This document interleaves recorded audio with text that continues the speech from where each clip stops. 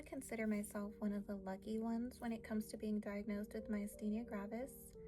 I started having symptoms in August 2014. I went to an optometrist in September, and by October, like late October, I was officially diagnosed.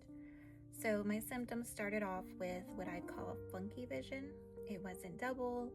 It was like sometimes a little bit blurry, but it was just never consistent. During that time, I was working tons of hours, not sleeping well, not eating well, really not taking care of myself.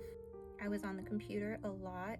I was working on Excel sheets, and that's when I started to notice, mainly when I was working on those sheets, is the numbers were just kind of mixing together sometimes, and it just I couldn't explain it. It wasn't blurry, and I'd always had perfect vision, so I think that was the number one thing, was like, what's going on?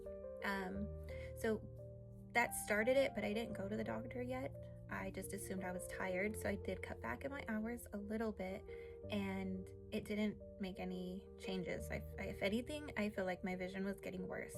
So one day I went to get off the freeway, and my eyes wouldn't look at my rearview mirror, and it freaked me out. So I get home and I'm like, okay, time to see an optometrist. I guess I need glasses. I made the appointment. I go in, and he tells me, you have perfect vision. He's like, you have no prescription, everything is fine, you probably just are really tired.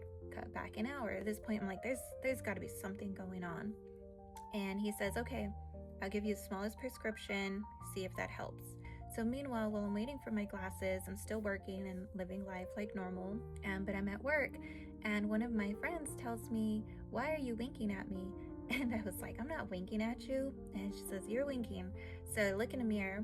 Sure enough, my eyelid had drooped down, and it wasn't consistent. It would kind of go back up a little bit, but every couple of blinks, it would fall. Call the optometrist back, and I tell him what's going on, and I said, is this normal?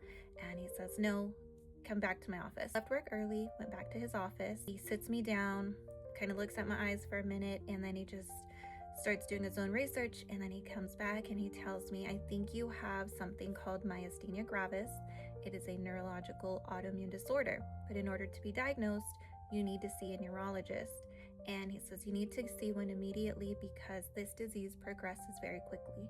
I call my PCP, they get me in, and they say, well, that's a really rare condition. I don't think that's what you have. We're going to check your thyroid and, all these different tests. So I'm like, okay, but can we do that in addition? Because I really, want to make sure, rule that out if that's the case. I never heard of it. And I was also scared to look anything up about it because I didn't want to scare myself or freak myself out. But they ended up calling me back, and they said, okay, you do have it. We're referring you to a neurologist. They referred me to this guy. Me and my husband go in. He sits us down, and he says, you have myasthenia gravis. This is the medication you're going to take. Take it every 6 hours, and we'll see you back next week. You are young, so if I were you, I would start looking for a comfortable wheelchair. He said you still have some mobility right now, so I would definitely go, test a few chairs out.